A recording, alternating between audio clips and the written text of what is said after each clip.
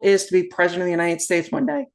And so, in order to do that, of course, first of all, I'm telling all of you, and you see that courage, confidence, and connections piece right there. But it is really, how do I make that difference? Welcome back, all our Courage, Confidence, and Connections podcast fans. I'm your host, Janice Debo, and my guest today is Jennifer Glass. And we're just going to have a good time and learn about her and how she has had courage, confidence, and connections impacted in her life. Welcome, Jennifer. Thank you so much, Janice, for having me on the show today.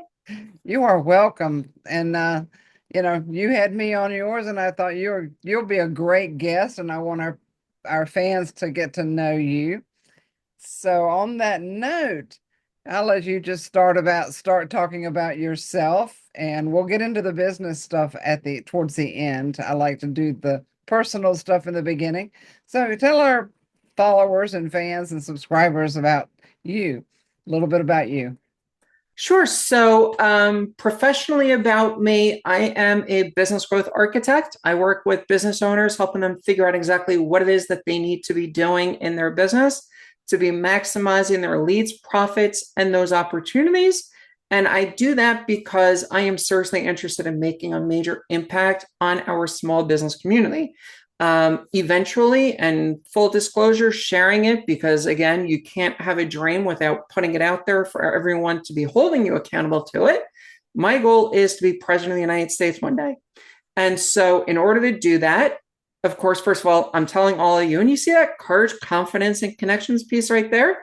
But it is really, how do I make that difference? How can I be doing even more? And so, trying to help the small business community and thereby helping our communities here in the United States as well as everywhere else in the world is a big thing for me. And I'm really on a mission to make that change. Personally, about me, I've got two kids who I absolutely love and adore, live in New Jersey, and sit on way too many boards and commissions and things along those lines, giving back. But I love it, and doing what I can. And in my, I think, 14th year being vice president of my Chamber of Commerce. And like I said, way too many boards and commissions. Thanks, Larry. And yeah, that's a little bit about me. That's fantastic. Well, I'll vote for you, whatever you run for. I'll vote for you. Thank you. Oh, absolutely. We can use that leadership. Now, a question about how did you wind up doing what you're doing? What in life propelled you towards doing this to help small businesses? We all have a story, and I'm curious what yours is. Oh, absolutely. And I love sharing that story. I mean, it started really out of school. I started working at a voice over internet phone company. And that was in the days when, I mean, it was funny because my desk and tech support was separated by maybe 6 feet of space. I mean, that's how small it was, a division in a bigger telecom company. But we were all 15 of us, in a single room, and that held the entire company basically. And anyway, I say that because back in those days, it was tech support every single time. Caller, if you can hear us, press 1 on your keypad, because that was the only way they were able to know, was when you were literally still using your computer to be making phone calls overseas. But anyway, one of the things that I was doing in that role was I was looking for major deals. And I got a couple of clients that I brought in that I was helping them come up with a marketing plan to help them sell through those 10, 25, and $50 calling cards that they were buying from us. And so I was already doing marketing back then, even though I was officially just in a sales role. But I took it upon myself to help them, because the quicker that they sold through their accounts, they would be buying even more from me. And so I'm making more sales in terms of what I was doing. And I kind of got into that habit where people would come to me and they started trusting me as an advisor. Like, hey, she really knows what she's doing. She can help us do this and that and everything else. And then in 2005, when I opened up my credit card processing, my payment processing business, it was in the exact same idea where I was going out there and I was saying, hey, Janice, you need credit card processing. Let's help you with that. And by the way, I also can help you with these other things too. And so I had clients coming to me, all right, Jen, you help me here. What about this? You help me there. I need something else now. And so I kept on adding more programs based on what they needed. And so over the years in my business, I started um, coaching a lot more of my clients. And then in 2017, I started working with my coaches. And that really made me refigure and pivot in my business to where I started doing a lot more of the coaching as the primary service. And I still offer the other programs too, but as ancillary offerings. And the coaching is where I am primarily in helping my clients in those spaces. Fantastic. You're also a published author several times over, I can see. I am. Yes, I am. I'm Congratulations. on stage all over the place too. That's fantastic. That's something that I aspire to and working my way towards, but one step at a time, as they said, a little baby step here and there. Absolutely. It's Yes. so in your life and helping people, that's obviously a passion and you're serving on boards, and I've done that too. And yes, you can get on too many and drive yourself crazy. I did that. I did that as well. Three at one time. That was a lot, maybe more. I don't know. But you want to help everybody you can, and then you stretch yourself fairly thin. I'm curious how courage has impacted your life because you've done a lot of things, you've got children. How has courage been a thing in your life, impacted you at any level? So on this one, I need to go back to the days of September 11th. Um, for those of you that are old enough to remember where you were on 9/11, it's one of those things in our collective memories. Hmm. This is what I was doing on that day. Anyone who is old enough certainly remembers where you were when you heard that the planes hit the towers, the Pentagon, in Shanksville, Pennsylvania. For me, though, I actually lived it.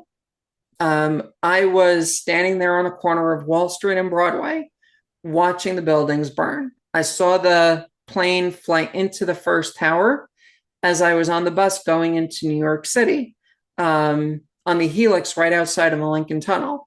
And from my vantage point, it looked like a small plane, really bad accident, but a small plane flying into the tower. So I continued down to Lower Manhattan that morning instead of just getting right back on the bus and going right back to New Jersey. But that's a different story.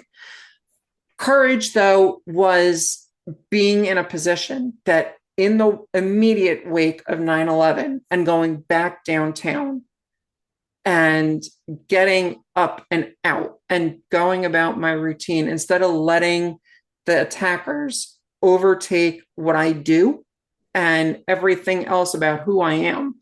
I said, I cannot let them win, right? The whole idea of terror is to make you stop Hmm. whatever it is you're doing and to cower in fear. And I said, I cannot do that. I have to go and be there. And so, from a courage perspective, I think just going back down to Lower Manhattan and dealing with the soldiers that were literally standing on the corner of Wall Street and Broadway.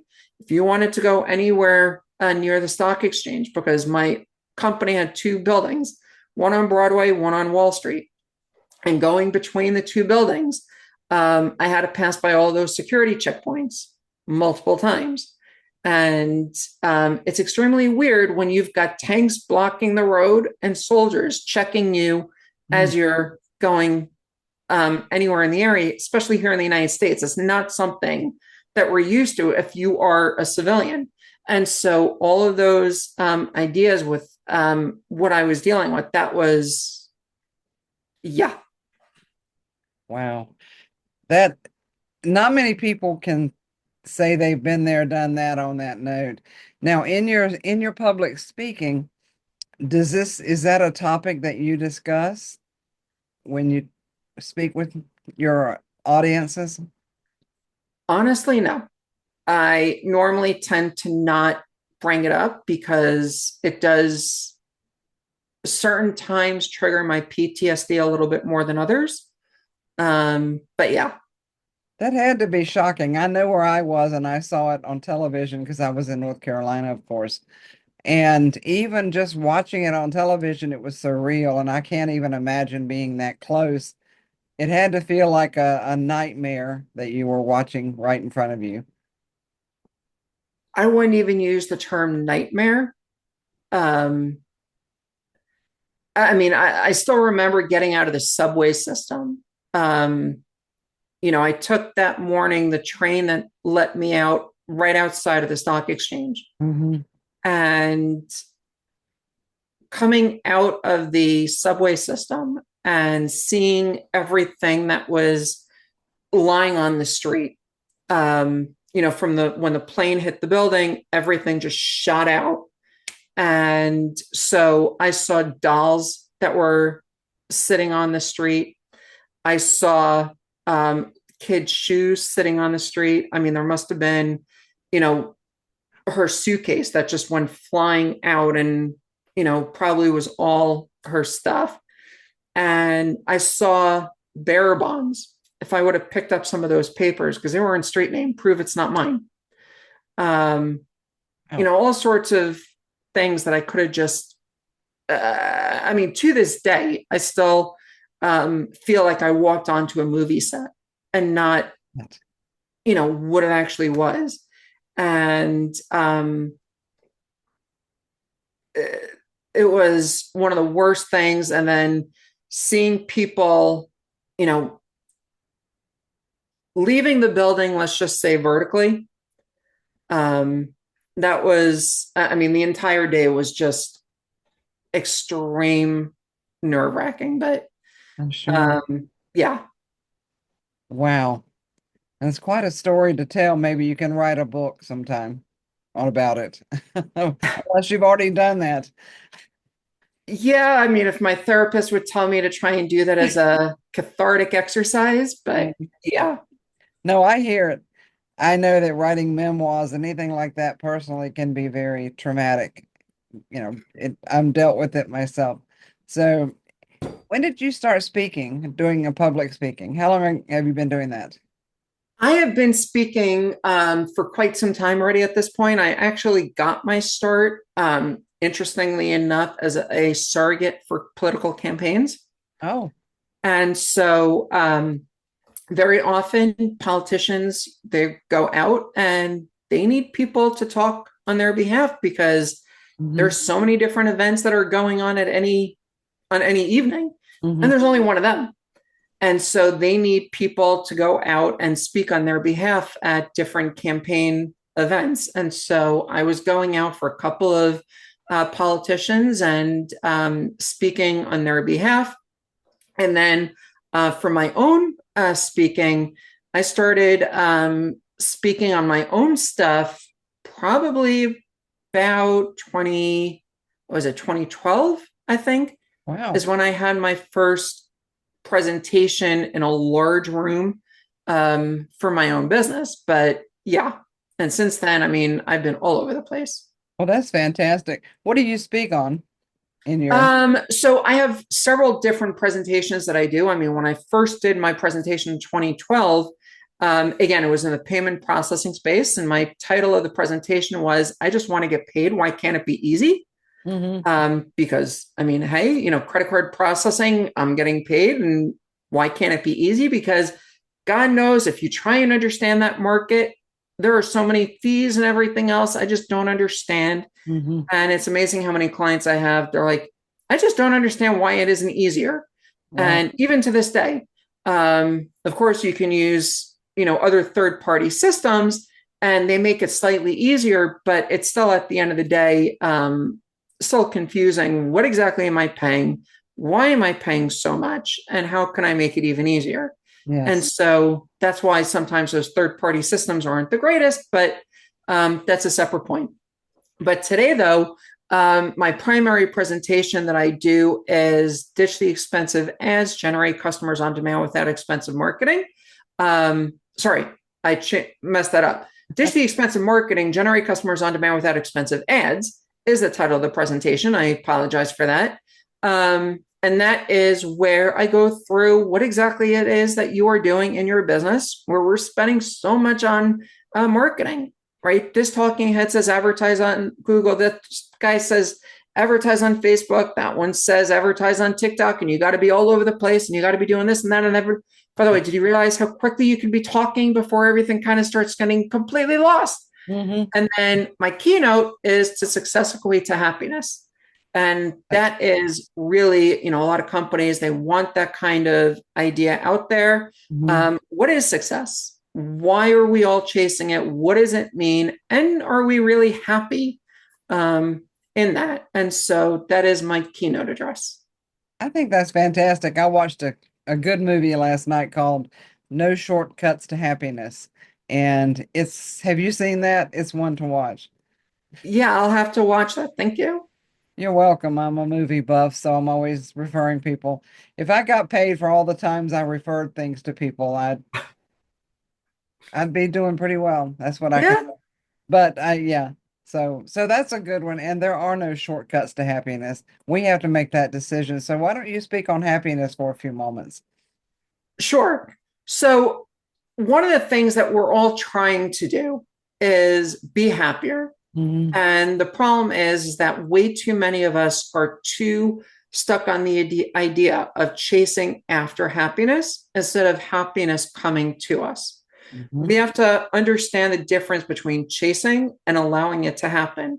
If we're chasing, we're going after, or we're always doing something different. We're always trying to get something more, to do something more in order to find happiness. The problem is, though, is that by doing that, sometimes we lose focus.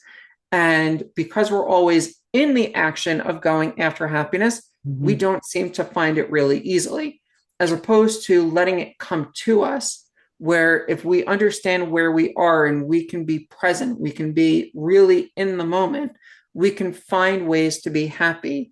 It is something that, unfortunately, because I've been dealing with mental health issues over the years, I've needed to learn on my own in terms of how can I just sit back, understand what is happening, understand my own feelings, understand I may or may not be thinking in a certain way at the moment. And what can I do to move from here to here Hmm. and change my mindset? Even if it is simply going outside and changing my perspective, it's Exactly. amazing. You change your four walls and you get an entirely new perspective. And Absolutely. so if you're dealing with issues and you're sitting inside, go outside. If you're sitting outside, go inside, go somewhere else, go to wherever it makes you feel good. I mean, for me, water has always done that. Too. As I was dealing with my divorce, and my former in laws were at my house, as my ex and I were dealing with like the absolute worst part of our marriage, Hmm. and my former in-laws came over, I would leave the house and I would just go. There was a duck pond not far from where we lived, and I would drive there and just sit there for an hour and watch the ducks in the water, little fountain, you know, throwing out the water and everything, and seeing the kids and everything in the park there. That was what really allowed me to find that moment to just center Hmm. and change my perspective. Well, I'm with you on that because going through my divorce, there's a river near here, and I love the sound of water, the rivers, the oceans. I'm very much attracted to that. But for me, it's that river, that spot I would always go.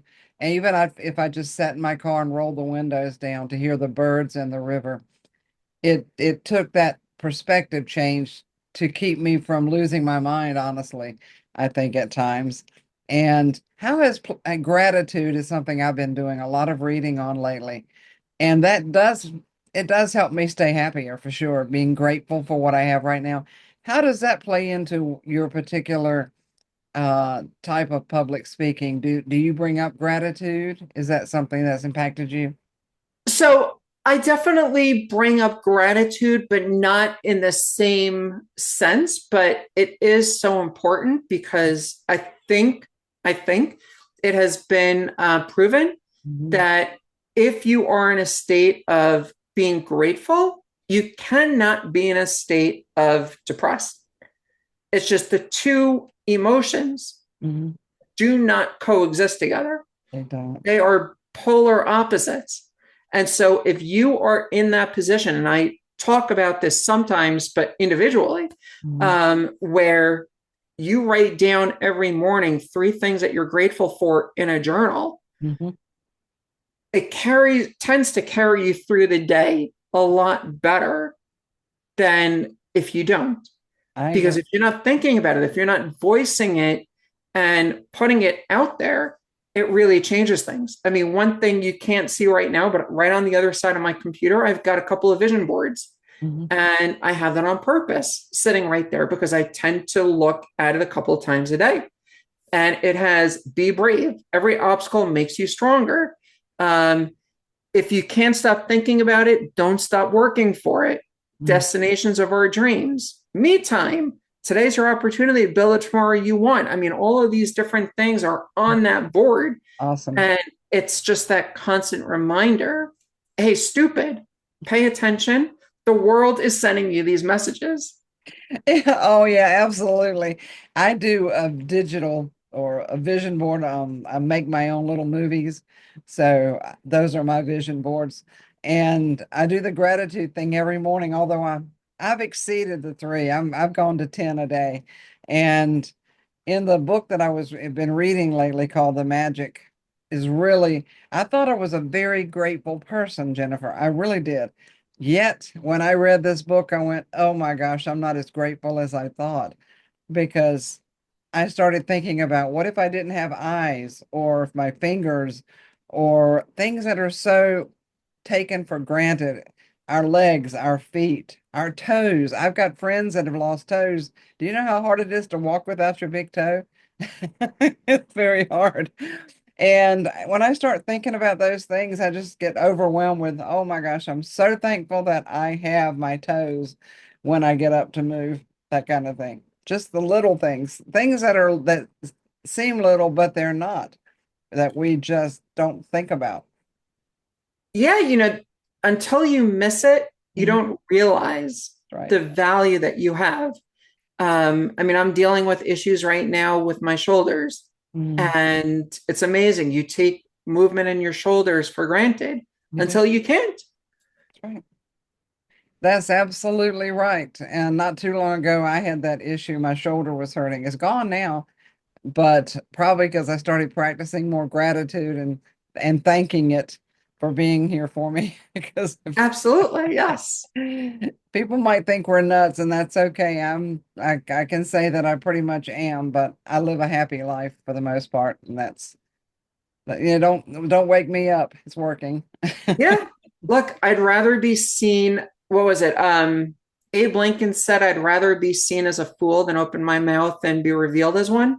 Oh, But I I don't love have a, sorry? I love that. Yeah. But I also don't have a problem having somebody say that I'm weird just because I am practicing what I need to for me. I Exactly. know not everything that I do is for everyone. That's And I will totally say it may not make sense for everyone, right. but what it does for me, it does for me. And you don't like it, that's on you, not me. Right. And it might work for somebody else if they heard about it and went, well, it's worth trying. And it is. It's worth trying something different to get out of your routine that might just keep you locked into that, stuck in that place of not moving forward in your life. We all have mental blocks, and having a coach or someone that can say, did you know you did this? I've journaled for over 30 years and picked up one of the older journals the other day. And Jennifer, I read something that was said to me by a gentleman where I worked. And I knew I dealt with defensiveness. I still am learning to remove those blocks and found out how hard it is. But I read this journal from 20 some years ago where he said, nobody's out to get you. Why are you so defensive? And I'm like, oh my gosh, 20 some years ago. I better pay attention if I'm still dealing with that. Better pay it sooner than later. Right. And Yeah. yeah, and so I've been journaling long enough to go back and look at my past, and sometimes it's just downright scary.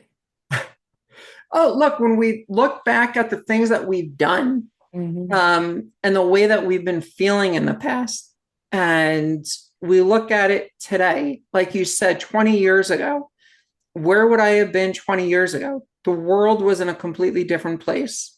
I was in a different place. I mean, we all were. But I mean, at the time, I was married. I only had one child.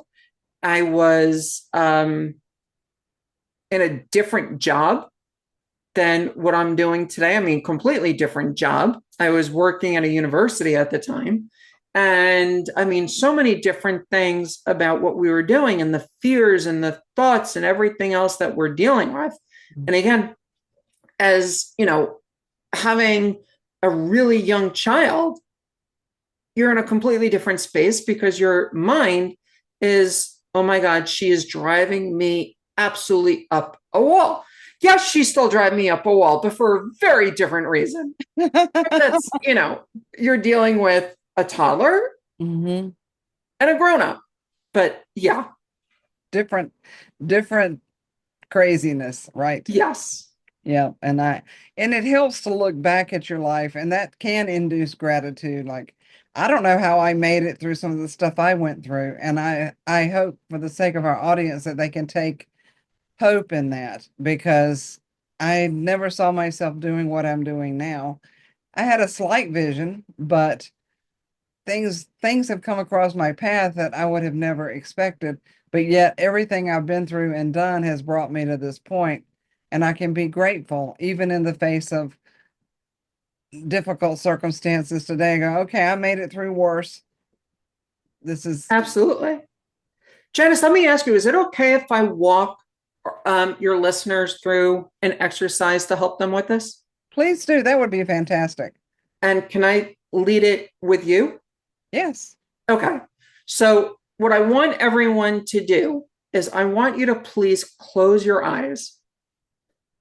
And I want you now, you are looking in a mirror.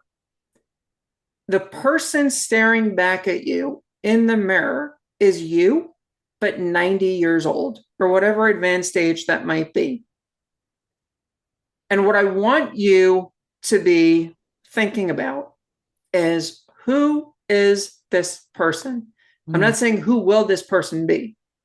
Who is this person? Because you are now looking at that 90-year-old self.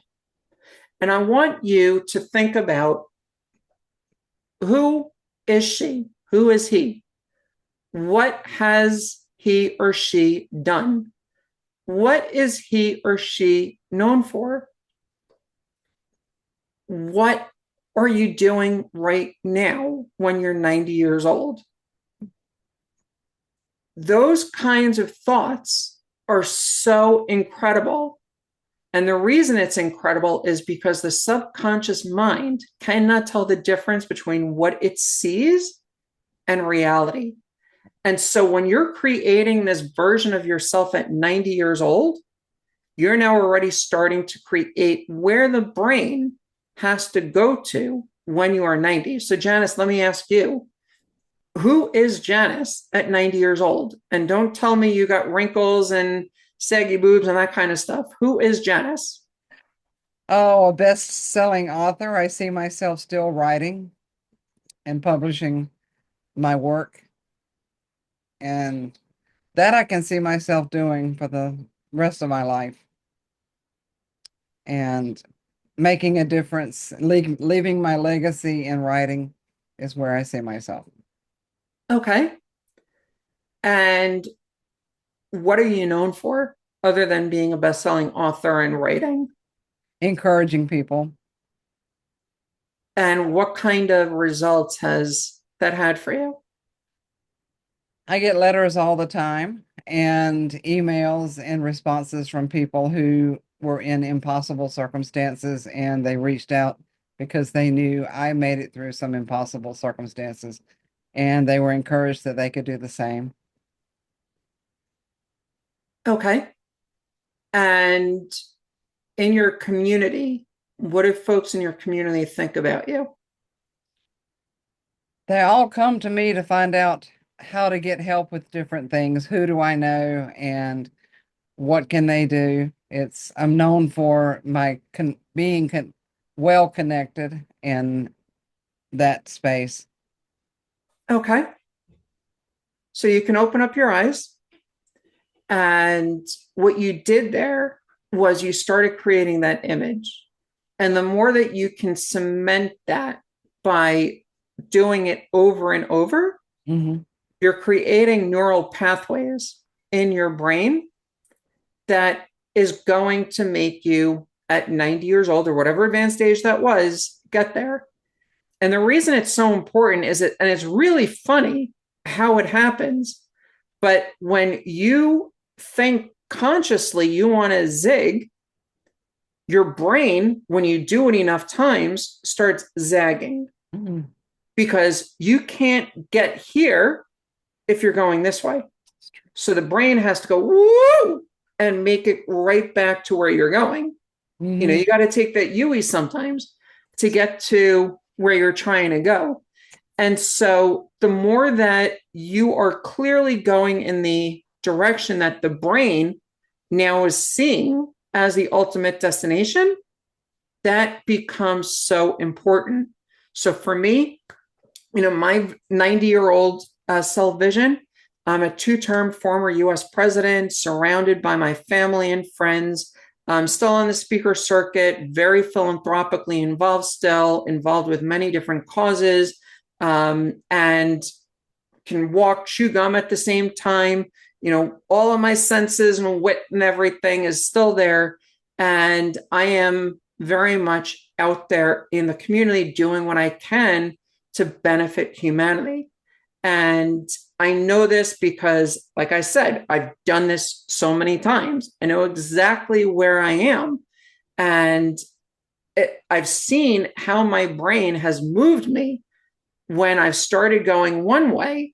I Hmm. may not notice it at the moment, but it's funny. You look back over the years and your brain pushed you back in the direction to get to, so that in 40, 30, 40, 50 years, whatever that may be, it ends up in that place. And it's just amazing how it works, but it Nice. definitely works. Well, that was fantastic. So what I'm going to do is reflect back, I think, after this and kind of think about, okay, where has my brain done that? Because I have been prepared for what I'm doing now. And like I said, I want to do some public speaking. And I've been in a platform, I've spoken, I've led, I've done all this stuff. So it's not foreign territory to me. And although podcast didn't exist 20 years ago, I probably would have seen this. I've been on television though. I remember that. I just thought about that. I had not recalled that in decades. I was interviewed back in the 80s. Yes, I'm older than most people think I am. But what do you think this wisdom comes from, you know? With age comes wisdom, and don't you doubt it. That's why we should learn from people that have been through things. And Yeah. and but I love that exercise because I haven't really thought about it. My mom died almost 2 years ago in her 90s. And I look a lot like her in many ways. I looked at a picture that pops up frequently where we're sitting together, but we're both smiling. Our eyes are almost identical. And so I look at that and just, wow, I do look a lot like my mother. I'm one of the few, there's a bunch of us in the family, but seems that I got those eyes. So that was great. And I encourage our audience to look in the future and where do you want to be? You can't get there if you don't have any idea where you're going. You've got to do that. So is that an exercise you do with your audiences? It is an exercise I do with my audiences. It's also an exercise I do with my clients, Nice. because it really starts to set the direction that we want to be going in. The more that we're clear exactly where we're trying to go, the better off we're ultimately going to be. Exactly. And I've got a client now that I'm working with that very scenario in order to impact the bottom line of her business because she wants things, but I'm like, okay, but you can't tell me what it's going to take to get there. That's where we got to start. And you lay a roadmap with your clients, I feel sure. But can people hire you virtually? Because I know you're in New Jersey. Can you do public speaking virtually? I've done a lot of virtual public speaking as well as on physical stage, just Okay. depending on what they're looking for. Definitely. Mhm. I've got my speaker one sheet that basically talks all about me, the kind of presentations I do, things along those lines. And Janice, if it's okay, I'm just going to ask you if you can drop that link in the description. I'll get that over for you. Yes, we'll have your some information about you, and you'll be on YouTube and my website as well. Now, as we Thank you. wrap this up, I'm curious where confidence and connections has come into play in your life, professionally or personally, because we're all connected and we all feel for, certain people in our lives, but really our thoughts and our words have an impact worldwide and everywhere. But how has confidence and connections played into your life? So I want to share a story, if I can, about connections. Mhm. And for those of you that know the Small Business Development Center, it's a organization here in the United States. It's quasi-governmental, and it's quasi-governmental because it's partially funded by the Small Business Administration. Mhm. But there's more than 1,000 locations nationwide, and they support about 1 million entrepreneurs every year through those different centers.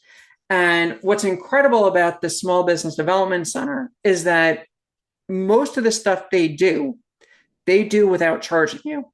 Mhm. You already pay for it in your taxes. So, you know, they're not asking you in most of the stuff they do to ask you to be paying for it. So if you need counseling, things along those lines that they can help you with, they're great. But I bring that up because the regional director of the Small Business Development Center here in New Jersey is a gentleman by the name of Vincent Vicari.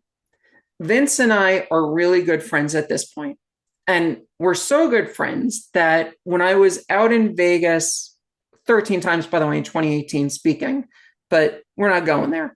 But anyway, so he had no idea that I was out there. But he's one of those people who would call you before 8 in the morning. So 8 in the morning in New Jersey is 5 o'clock in Las Vegas. Okay. So I'm getting a phone call from Vince. It's about 5 in the morning. Now, one of the things about me is that when I'm traveling out there for the first few days, I am still very much on East Coast time, right? I just don't get used to waking up later. So I'm already up and doing my workout at 5 in the morning. And so he just happens to be calling me. And of course, the director of the SBDC calls. I'm answering the call. I happen to be with my coach on one of those occasions, and he was just looking at me really funny, like, it is so early. I'm like, yes, but it's the director of the SBDC, and I'm, answering his call. But the reason I bring Vince up, though, is that he knows, and he's said it several times, you know who your real friends are when the lights are off, because he has no idea that I'm even mentioning him on this show. I did an article, or I was being interviewed for an article a couple of years ago. And one of the questions were, who were you most impacted by? And I said, Vince definitely was one of those folks that impacted me. And I explained how. And he has told me that ever since then, when he speaks about connections, you know who your real friends are when the lights are off. You don't have to know anything. You don't have to see anything. You know that this person has your back. When you have people like that in your corner, those connections, it's incredible what that does for you, for your confidence level. I mean, think about it. You know who is there for you Hmm. night or day. These are people, no matter what it is you're doing, they're going to always be in your corner. They're going to be your biggest cheerleaders. They're going to be supporting you. They're going to be helping you in whatever way you can possibly need it. So if I have an issue that I need help with, and I know if I call Vince on the phone, I'm one of those people. Vince is going to drop whatever he's doing and he's going to take that phone call. I, of course, do not abuse that privilege, but I know that Vince is one of those folks that he will pick up the phone. I need him to do a program for me. I want to make an introduction for the center to a program I think might make sense. Hmm. He's going to take that meeting because of me, even though he's got a million other things going on. And so those kinds of connections can be huge. Think about those folks in your life, whether it's professionally or personally. And by the way, you only have one life. I was reminded of this a couple of times. But when you think about, the way that we separate our lives professionally and personally, those folks that we've got connections to, how important are those? What is it that they bring to us? One of the things that we do need to know is those that contaminate our freedom. Hmm. And I'm using this from one of my coaches, James Malinchak, contribute to my freedom or contaminate my freedom. Hmm. Do they help me or do they hurt me? Right. The people that hurt me, I don't want in my orbit because they're not going to be getting me where I need to be. It's true. Those that are contributing, I do. And we all know those toxic friends that we have. Sometimes we just have to say, look, I can't do it. I don't have the room for more drama, more whatever. And Right. I need to separate. And I think, especially as women, this statistic is every 10 years, we change our friends. I mean, think about that. Yeah, I believe that. Yep. I have very few friends that have gone beyond that 10-year mark. Very few. Yeah, But I have had to let go of several without even telling them I was letting them go because they wouldn't go away. right. Sometimes, sometimes it's just a releasing without saying anything. But that's true. And I'm very familiar with the SBDC. As a matter of fact, I'm waiting on a response from the former director here, who now runs, he's the director of EDCO, Redmond Economic Development. That's another powerful force if you can get involved in your economic development, whatever they have in your area. I highly recommend it. It was a learning curve. I was on that board for 4 years, and boy, I learned a lot that I had no clue that goes on behind the scenes. It's phenomenal. Oh, yes. But SBDC helped me when I started a nightgown business, very much so. They were wonderful. They were there for me, very supportive. And matter of fact, I've got a Zoom with the former um, one of the former counselors or whatever you call them. She and I stayed friends, and so we're talking this afternoon about business Yeah, because she's still involved in helping small businesses. So there's help out there. There's a lot of it. You just got to reach out and make it known that you need that help. So that's absolutely. Reach out and touch someone. The old right. Bell, my Bell ad. That's right. That's right. So Jennifer, any final words of wisdom or thoughts? And we'll have all your information available for Thank people. you. So the one thing I would say that you want to do is think about what it is that you're trying to do, where you want to get to. We did that exercise when you're 90 years old. Think about it from that perspective. Write down all of these different pieces. Hmm. And then what I would suggest that you try to do is put down 7 different ways that you can reach that goal. And why 7? Because it's going to help you pivot a lot quicker. Mm, If you're got only one way that you're going to reach that goal, what happens if you don't make it? right. How far are you going to be willing to go down the path and then say, all right, I can't do this? Yeah. and then you're going to have to go back to the drawing board. But if you know that I have 7 different ways that I can get there, then what's going to end up happening is you're going to see a lot quicker when you need to pivot. And Hmm. then you're going to immediately move on to number 2 or number 3 to ultimately achieve that goal. The more that you can get there, the better off it's going to be. And write those goals down and make it something that you actually share with other people. If we do it all internally, then what happens is that we, as a human species, are our biggest forgiver of our own things, right? Oh, I'm too tired. I can deal with that tomorrow. I can deal with it next week. I can deal with it next month, Hmm. right? I'm in the middle of writing a novel and I just wasn't feeling it yesterday to come and actually sit and write. Okay, no biggie. But if the publisher is waiting for it, it's an entirely different story. I Exactly. got to do it because they're waiting, right? If you have a friend who you told it to, they're going to ask you, where are you? Where do you stand with it? I have a friend of mine who asked me, when are you going to actually run for the presidency? Because I kept on saying it's going to happen. But he told me, I'm not letting you out of this conversation until I have by this time, I will at least have run. And I told him by 2040. That gives me enough time to get to where I need to be to lay all the groundwork that I need and everything else. But Yes. it also is a definitive statement. And I voiced it. And I'm voicing it to all of you as well.